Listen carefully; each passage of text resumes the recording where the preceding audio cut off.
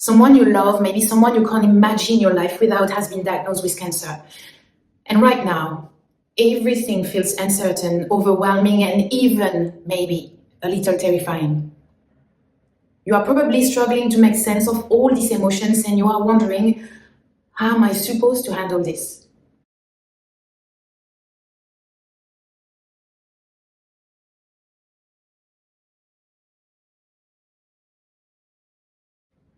By the end of this video, you are going to have a clear sense of how to navigate this new reality. We are going to talk about the shock and how to handle those first overwhelming moments, how to deal with the sadness and fear that follow, and most importantly, how to stay strong for them while being gentle with yourself. Let's dive in. This journey is hard, and if I know it is because several members of my family had cancer. My uncles, my aunties, my father, and my mother were diagnosed too. So I completely understand how you might feel right now. But together, we are going to talk through it step by step, so you don't have to feel lost or alone in this. I promise that by the end, you will feel more in control and more equipped to face what's ahead. Let's get into it.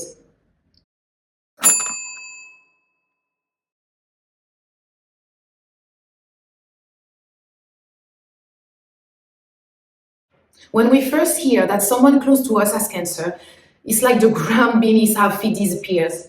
Everything you thought you knew about life gets shaken. You might feel numb, and maybe you feel like you are drowning in emotions that don't make sense. And that first reaction is different for everyone, of course, but know this: whatever you are feeling, it's valid. You know, when I received this call 2 years ago from my mom, and I was walking in the street and she told me that the doctor told her that she has cancer and she needs to have an operation straight away to save her life, I did fall in the street. I couldn't breathe anymore because she is my only family, and I thought that I was going to die too along with her. And I remember the shock and the distress and the overwhelm I felt at that moment. Maybe you have already asked yourself, why him? Why her? Why us? And that's a question with no real answer. But one thing I want to say up front is it's okay to feel overwhelmed, and it's okay to not know what to do right away. Those emotions don't make you weak, they just make you human. So in that moment, try to really be gentle with yourself also. Of course, you have and you can be there and you will be there for the other person. But most importantly, it's also very important to process that information also for you, so you can be there for them. Now, once that initial shock starts to fade, you are left with this weight, sadness, fear, confusion. You might find yourself crying at the smallest things or trying to handle it all together, scared of what the future holds. When I realized that I could lose my mother with literally my only family left, I could not breathe. I was crying so much and could not stop thinking I was going to be an orphan, and that I would never talk to her or see her again. I couldn't eat, sleep, live, constantly worried and sad. I didn't have much taste for life. Fear is probably the hardest part to manage because it comes with so many questions. What is going to happen? Will they be okay? How long do we have? We feel this crushing need to be strong, but it's okay to be scared. And I want to remind you that you don't have to navigate that sadness and fear alone. Whether it's talking to someone who's been through it, joining a support group, or even just allowing yourself to break down in the shower, find ways to let that sadness flow without bottling it up.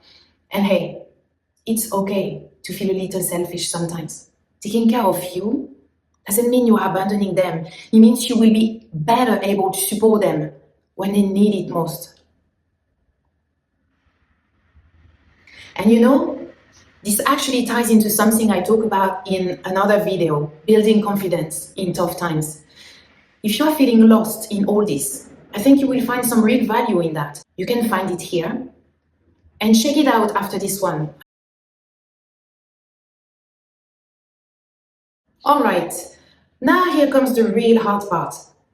How do you stay strong when someone you love is struggling with cancer? How do you show up for them day in and day out without crumbling inside? The truth is, you don't have to be a superhero. You don't have to always have the right words or the perfect response. Sometimes, just being there, whether it's sitting in silence or holding their hands, is enough. But while you are showing up for them, don't forget to show up for yourself too. I mean, how many times have you been told, be strong for them? Or even told that to yourself, I need to be strong for them. But who is telling you to be strong for yourself? You deserve that same care and gentleness that you are giving them. How can you be there for them when you don't have any energy to give because you are not even there for yourself? So my love, you need to create space for yourself to rest, to cry, to feel. Take breaks when you need to. Lean on your support network, whether that's friends, family, or professionals. You can't do it all alone, and you can't pour from an empty cup. And being strong doesn't mean pushing your own emotions aside. It means facing them with grace and letting yourself heal alongside your loved one.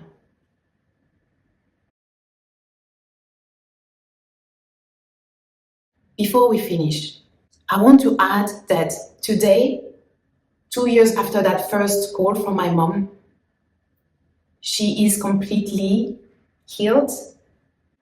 She's safe, happy, and we never had a stronger relationship as it is today.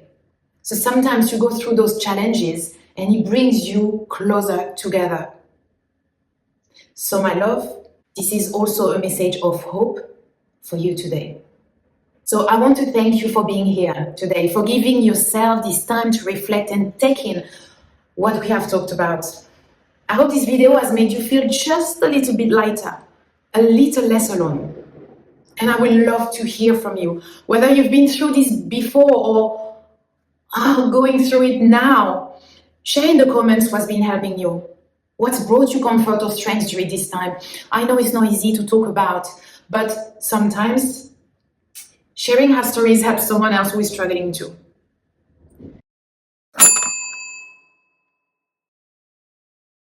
And if you found this video helpful, go ahead and hit that like button, subscribe if you haven't already, and share it with someone who might need to hear this today.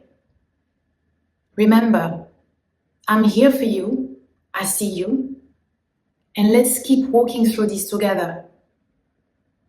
And I will see you in the next video.